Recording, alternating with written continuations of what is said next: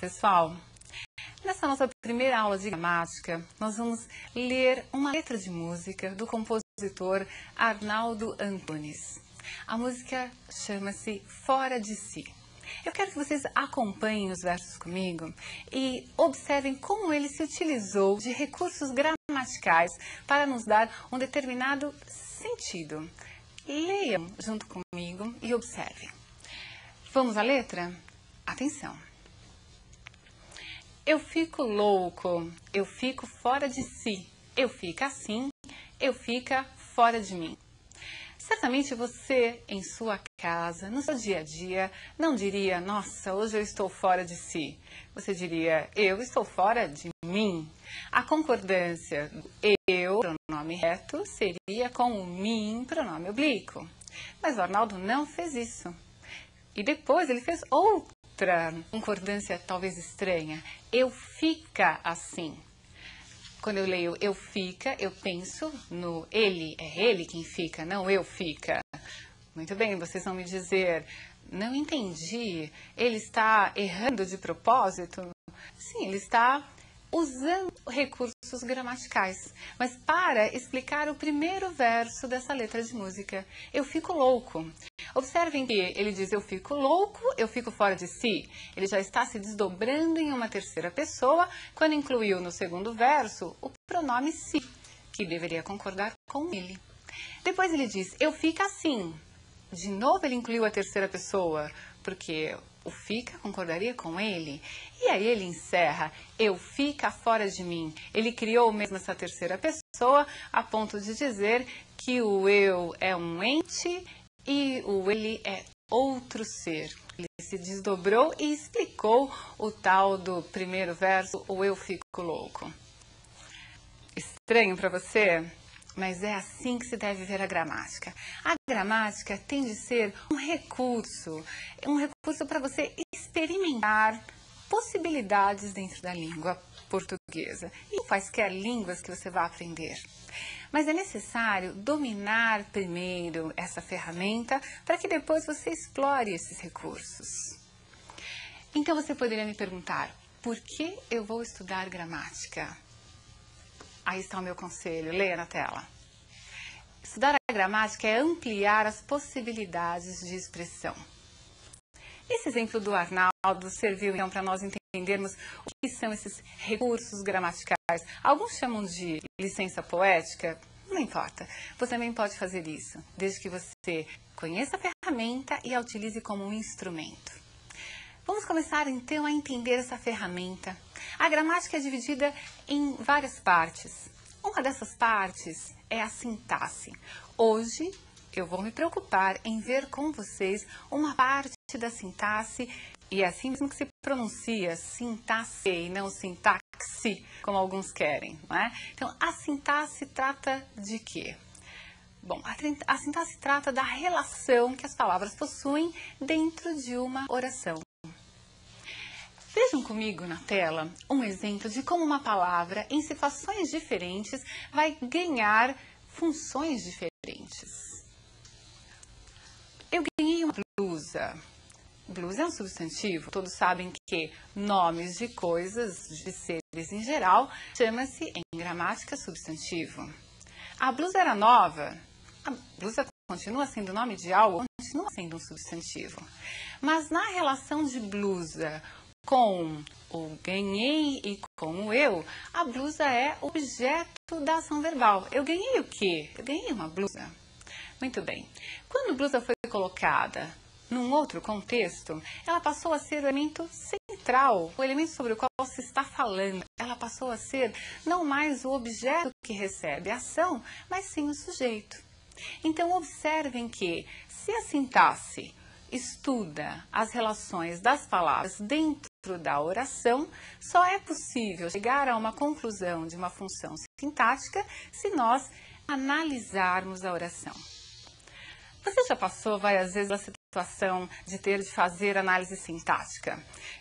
Eu sei disso e todos têm dificuldades, porque não é para se decorar absolutamente nada. Você tem de pensar o que essa palavra está fazendo aqui nessa oração. Começando pelo básico, o que que é oração? Oração é qualquer enunciado que contenha um verbo. Isso é uma oração. E é importante que você também entenda que nesse primeiro momento de sintaxe, eu não vou dizer que determinada palavra tem determinada função. Eu vou dizer, esse termo exerce tal função. Vejam, é necessário que vocês entendam que palavra é diferente de termo. Vamos ver exemplo. Leiam comigo o exemplo. A alta dos juros provocou a crise financeira. Se eu perguntasse a vocês quais são os elementos principais dessa oração, sobre o que estamos falando e o que estamos falando, vocês me diriam, estamos falando sobre a alta dos juros. Teríamos um sujeito. E o que estamos falando sobre a alta dos juros? Que essa alta provocou a crise financeira. Teríamos o predicado. Observem, portanto, temos dois termos essenciais, o sujeito e o predicado. Mas o sujeito é formado por 4 palavras. O predicado é formado por 4 palavras.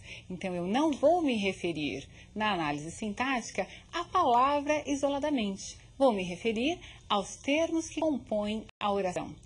É claro que, em alguns momentos, nós vamos ter uma palavra representando um termo, mas não é necessariamente essa a equação. Guardem, portanto, que as partes da oração serão chamadas de termos. Vamos começar por um termo essencial? Vamos começar pelo estudo do sujeito? Eu acho que você já entendeu que sujeito é aquele termo, não é a palavra, hein? É o termo sobre o qual se declara alguma coisa. Nós temos 5 tipos de sujeito, né? Alguns gramáticos simplesmente fazem a divisão em sujeito determinado e sujeito não determinado. Nós vamos fazer uma divisão didática, né, para que vocês entendam como é possível reconhecer esses sujeitos determinados e não determinados. E como é que você faz para, através do verbo, chegar a essa classificação. Comecemos pelos sujeitos mais simples, o chamado sujeito simples e composto. Leiam comigo. Gravamos então a definição. Sujeito é o termo sobre o qual se declara algo.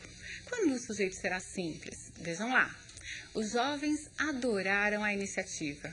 Sobre quem estamos falando? Estamos falando sobre os jovens.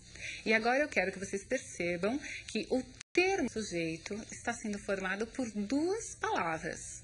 Os jovens. Mas há uma palavra principal. Qual é? Jovens, claro.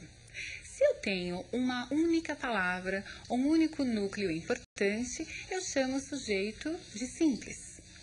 Vejam o exemplo seguinte. Saúde, educação, segurança pública e assistência social teriam muito a ganhar com essa mudança. Nós temos aí várias palavras e um único termo, é um sujeito composto. São várias palavras, um único termo, e a classificação é sujeito composto porque são vários os núcleos importantes. Nós estamos falando sobre a saúde, sobre a educação, sobre a segurança e sobre a assistência social.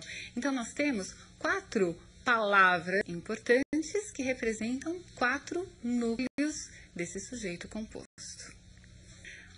Muito bem. Não é muito difícil, não é? Então, simples é um núcleo, uma palavra que se encarrega de ser o elemento centralizador da informação.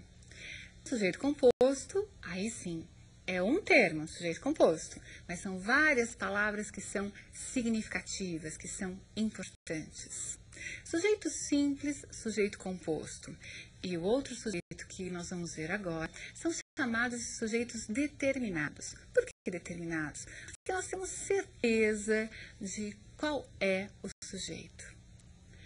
Vejam comigo um sujeito oculto. Ele é determinado, porque eu consigo saber qual é, mas ele está escondido na oração.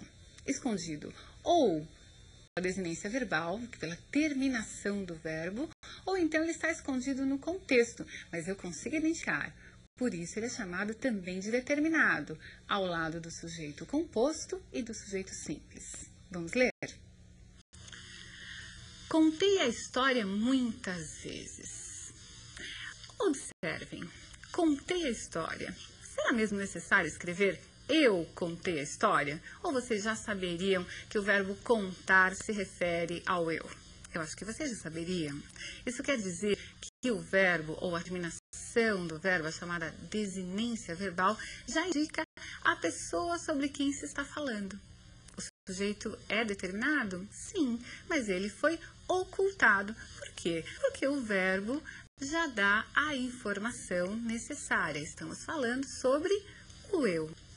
Tudo bem para vocês? Vamos complicar um pouquinho só. Nós vamos ver dois exemplos de um sujeito que é chamado indeterminado. Entenda o seguinte, o indeterminado é aquele que eu não quero revelar. Não quero por quê? Porque eu não sei ou porque eu não posso.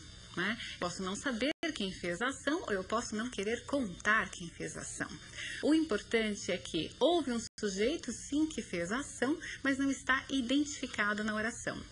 Vamos ler os dois exemplos?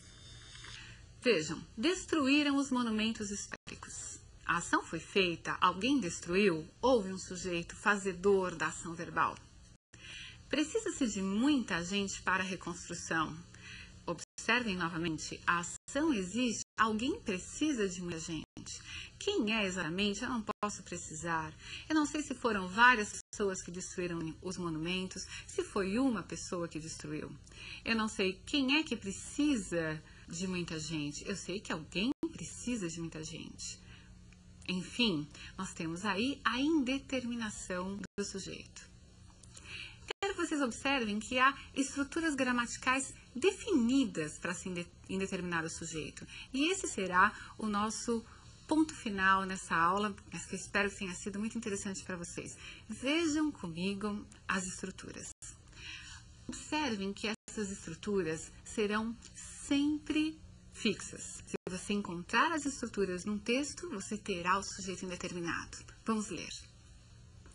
O verbo estará na terceira pessoa do plural, sem referência a um sujeito no contexto, ou o verbo estará na terceira pessoa do singular. Vejam aí, não pode ser transitivo direto, e mais tarde eu vou falar sobre isso.